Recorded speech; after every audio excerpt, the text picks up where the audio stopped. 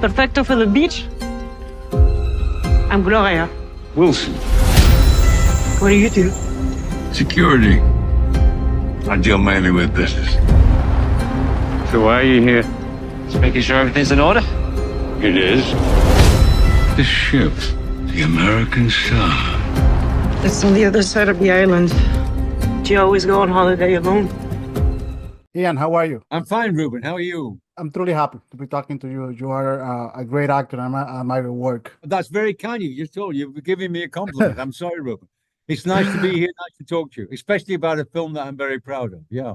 I'm always amazed why we tell stories about hitmen, and then how we make them humanized. Like we give them some skills to kill people, but also we show them on the human side. And in your character Wilson, I love the way he tried to connect, because things happens to him. He just in a paradise, and things happen to him. And I wonder, how do you create this character that try to connect with this woman, the kid, but his past is already there? If he had another profession, if he was just doing some ordinary job, it would be a different kind of movie. It would be a domestic movie. Yeah. So you have to give your character, if you're going to do like a European noir movie, which this is, set in an exotic location with a character. I mean, I prefer that the word hitman is it's one of those words which is generic. I prefer a government operative, if you like, on a special mission, because that's the way we talked about it. When we talked about how do you discuss this movie, you say, but government operative sounds,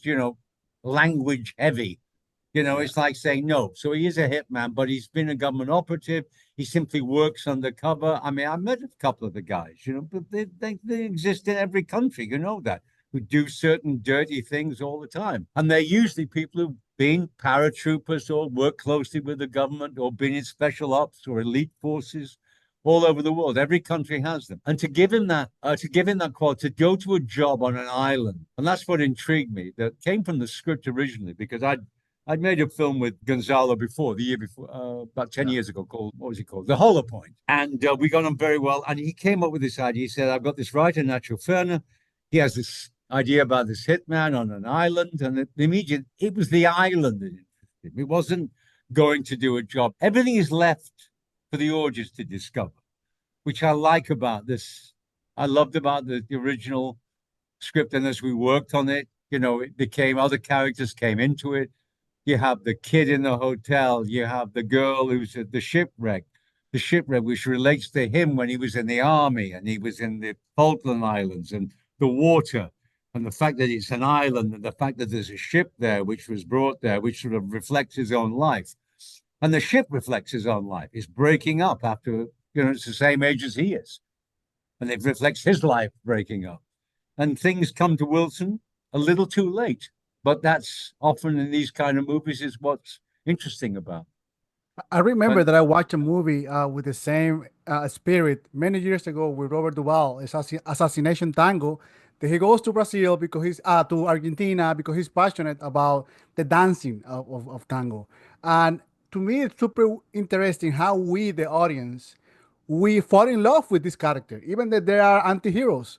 What do you think you are in the universe with John Wick? We have had so many characters look alike. Why do you think that we as an audience, we feel attracted to these characters? They do something that most people could never do. It's like sporting heroes, It's like sporting heroes in a different sense, watching great soccer players, watching a football team, watching whatever. People who do things which, most people are not capable of. They become heroes. But watching somebody who does a job, which is, who knows what the job is? I mean, if he was just a guy, he was just a killer, it doesn't mean that this is a job which, as I said, goes on all over the world, whether under the cloak of respectability or whatever. And this is under the cloak of respectability, if you like. It's for king and country, and making him a soldier who believes in wrong and right, believes in fighting for a cause, maybe, who has over the years maybe lost some of that belief in that cause. And he's willing now to believe maybe his life has been led the wrong way. Who knows? This character, for me, they play God. They play God. And it's like, I choose who dies, and I choose who lives. And this is that's power what he does at the character. end of this. The choice, and there's a choice of being involved as a producer on this. it was a question at the end of the movie when you have to have the violent ending, which you always have to have the conclusion. If there's it's the old classic, if you show a gun at the beginning, it has to be shot by the end of the movie.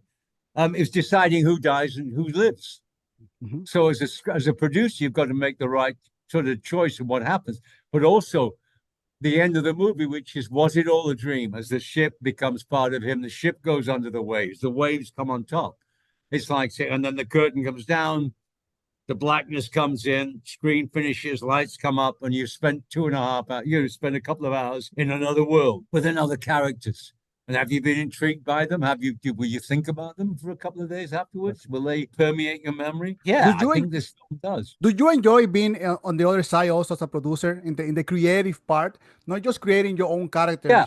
also Yeah. being how's it work for you? Well, I mean, I produced the series. I did the series called Lovejoy about an antique dealer in the 90s in England, which I produced and acted in and directed some of them for 5 years. And then American Gods, which is a series I did over here 3 years, which we ended about 4 years ago. And on this, again, as you said, the creative side, yeah, to be able to be involved in it and to work with a director that you trust implicitly, and you work with in a very close way for 5 weeks, very intensely, but very civilly. In other words, you have lunch each day, I mean, that was important, Mostly it's like I'm on big holiday, even on big production, it's like, okay, grab lunch for half an hour, we're back on the set, even though, you're talking about $150 million production.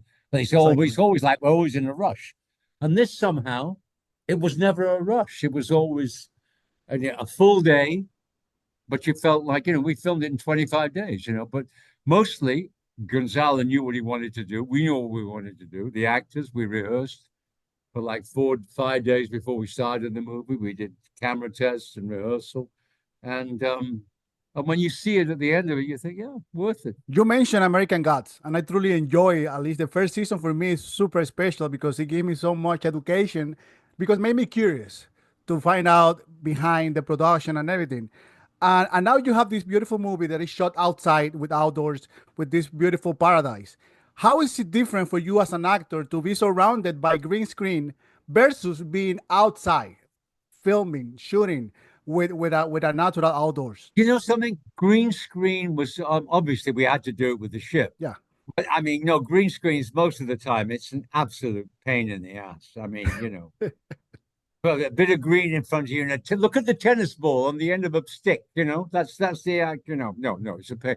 But this was very brief. We did it with the ship at the end, and it all seemed perfect and perfectly normal. We had to have that because we had to superimpose the image because obviously the ship was under the waves by then. But there are relics of it still there. As he picks up pieces around the island, and as the last shot showed, it's what remains of it. It's like what remains of a life. Filming, it's part of your life. I mean, it was maybe one of the best experiences I've ever had was this filming American stuff from beginning to end. It seemed like a labor of love, but wasn't. I mean, as I said, it took a while for the script to come together. It took a while for the money to come together, but in the end, we did it.